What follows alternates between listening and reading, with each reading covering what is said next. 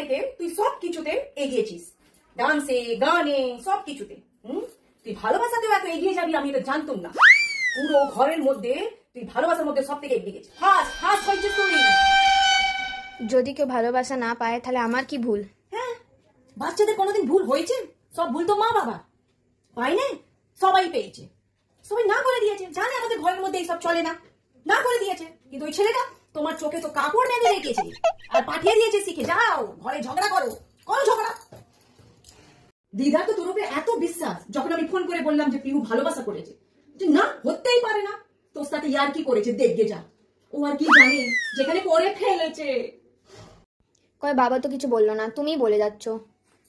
ওই দাদি বাবা বলতে পারে না, বলতে পারছে না, সব বুকে চেপে রেখে দিয়েছে।